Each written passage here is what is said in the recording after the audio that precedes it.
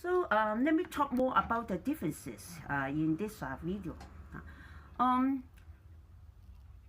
Actually, it's quite difficult to tell the differences when now there is no enough freedom in speech to speak something on the past and current issues in Hong Kong. You all know that even you are not in Hong Kong, you still don't find it safe, and then not only you yourself but your family, okay, also may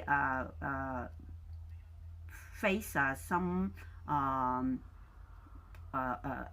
prosecution, some wrong prosecution, or just because you are the family members of some dissidents, some opponents.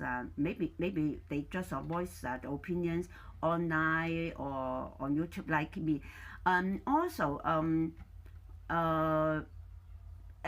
because you are not yet a citizen, so I think you also don't have the right to say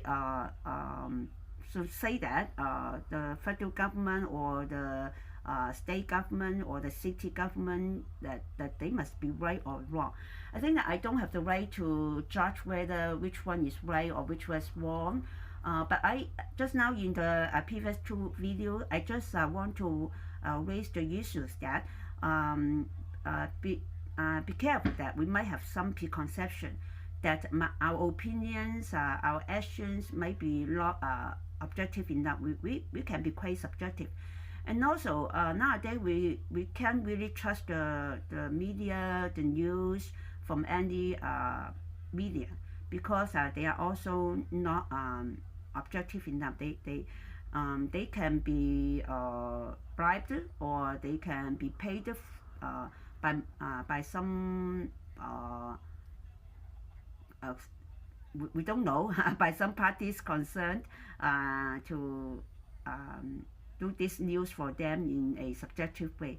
Also, nowadays situation can be so complicated that when we have some footages on someone doing some bad thing, actually we don't really know that whether they are real rioters or they are just paid by money, or whether they are real protesters, that they just want to voice their lawful opinions as a citizen or as a resident. So actually the situation cannot just be simply seen as a group of illegal people fighting for their own right not to be deported by ICAC or by any government department. I think that the whole situation can be complicated, that some of them surely they are paid by money. Some of them surely they are just rioters. They want to make use of the instability. Or some of them they are just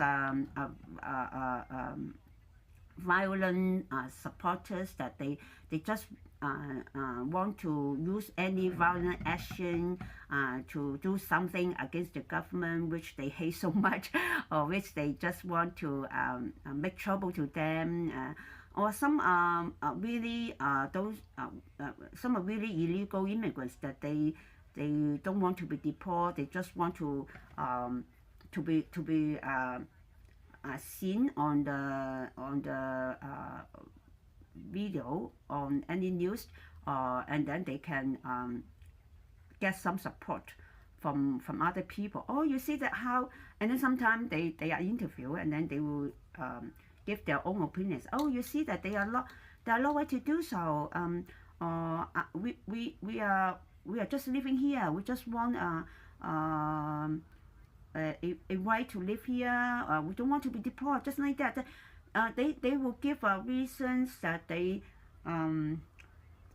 reason that nobody should take away. Okay, so if their rights are being violated, no matter by any people, by president, by government, by ICAC, by national government, anyone. So we should come out. We should come out. And then here is the U.S. U.S. should have freedom to speak, freedom to protest. So we come out. Of course, when they come out, whether they come out really peacefully to voice their opinion, or they really come out just to take any violence to to protect their own right, to voice their opinion, to let the whole world stand beside them, or to make use of it to get the support of those government opponents, so that they will be given some support. So maybe that's the only thing that they can do for those illegal immigrants. If they are really the majority of the routers, maybe this is really their only way to voice their opinion. Otherwise, they can only choose to be deported peacefully. Of course, most of them, you know that, especially in the U.S., most of them, the ICAC want to deport. Most of them are really illegal criminals. Are really illegals who have really commit some crime before entering U.S. and even after entering U.S. So if we support the deportation issues, deportation policy of the central government, I think if I am a U.S. citizen, if I support the government, I support the government's border security issues, support the deportation of illegal immigrants, I think at least I won't come out to give those protesters. I won't give them support. And then if they really have burned something, or if they really have broken in some building and stolen something, of course I won't support them. I won't agree that they should do that because they want to get support, or they want to protect their own right to stay here, or they just don't want to be deported. So actually, if you are not a citizen, the government really has the right to deport you. But how about if you are a citizen? For example, the situation in Hong Kong. Okay, I think that maybe the U.S. people won't think about the Hong Kong situation in 2019 when they experience this current situation in LA. But those people who are in Hong Kong, or who has fled from Hong Kong, or who pay attention to what is happening in Hong Kong, or who support the Hong Kong movement in the past, I think they will think about the two situations, and then they will try to understand more, or then try to speak more, maybe for the issues in Hong Kong, or understand more about the issues in Hong Kong.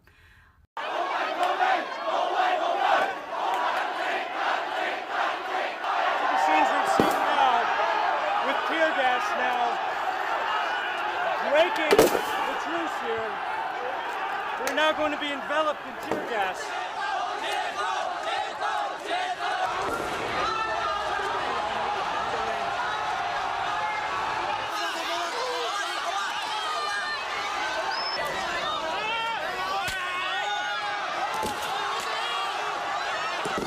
If I am or you are a Hong Kong citizen, when you see some government laws who will take away your right, not the illegal immigrants' right. Now the situation in LA, actually it is the deportation policy against the illegal immigrants or illegal criminals in Hong Kong, in the US.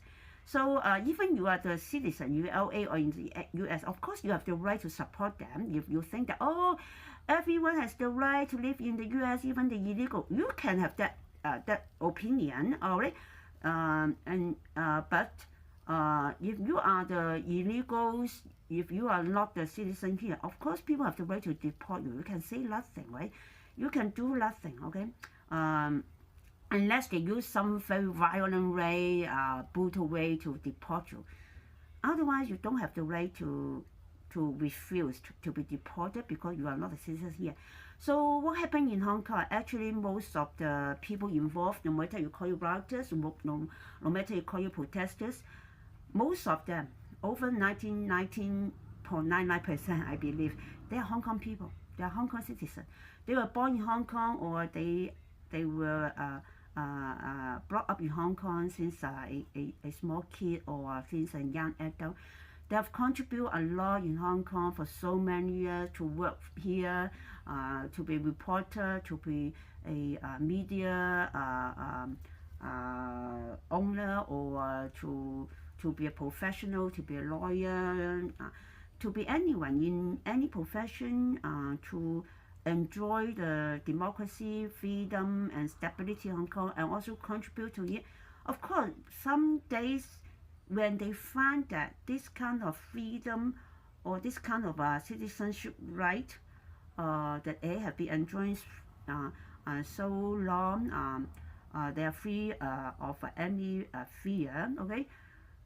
But now they believe that all those will be taken away, all those will be under threat, okay, if we don't come out to voice. Of course, when over 90% citizens come out to voice, come out to support, come out to show their disagreement, no matter you call it as a protest or you call it as a riot or violence, anything.